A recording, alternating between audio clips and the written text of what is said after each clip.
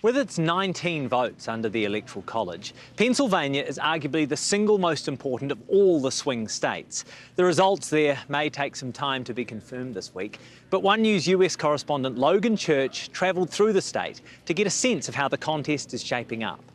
Allentown, Pennsylvania. It's in towns like this that the election will be won or lost.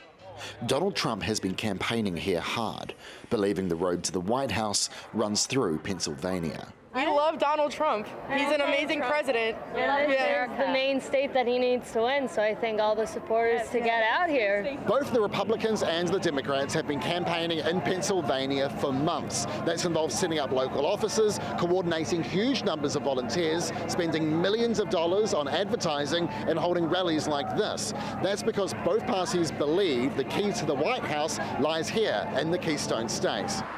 Going door to door, the issues concerning voters depends on what street you stand on. For some, it's the economy. When he was in 4 years ago, he's done everything he said he was going to do. We had a better economy. Yes. For others, they believe American democracy is on the line. It is not an overstatement to say the future of this country is at stake. Most people here have already made up their mind, so all these campaign efforts are towards the few undecided voters left, likely to only number in the thousands. And the parties think these votes may lie in the more than 1 million Hispanic voters that call this state home. In Reading, Pennsylvania's fourth most populous city, where 2/3 of the town is Latin American, Republican volunteers and local congressional candidates are campaigning hard to win. I think it is the single biggest demographic that is turning to right leaning to become right leaning. I think they will be the difference in getting him elected. To be quite honest, I think, and I don't mean that just because we're standing right here and it's not pandering. However, it's a voting demographic that's divided. Robert Nix used to help run Republican outreach in Pennsylvania. I was a go-between between the Latino community and the Republican Party, which didn't traditionally have a lot of ties, and I was that tie. And ultimately, I think I was the face of Republican outreach in Pennsylvania.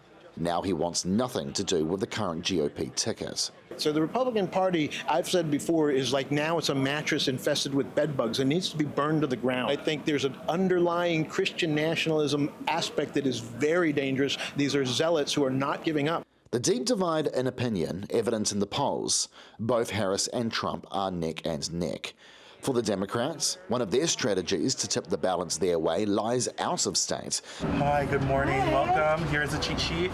In the form of a legion of volunteers from places like New York, willing to be bussed in on their weekends to door knock and get people out to vote. Well, it's important for me to come down so that I can be part of the process and make history for the first female president that we're going to have, and I've been going every weekend, actually. This group has been organized by Queers for Kamala, a demographic who say they have a lot to lose if Trump is re-elected. Everything, the dignity and rights of the LGBT community, not just in New York, but across the entire nation, and making sure that we continue to have a vibrant democracy here in the United States. I think that the LGBT community is on the forefront of making sure that those rights are protected.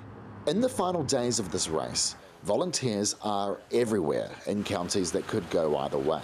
This is where the race could be won or lost.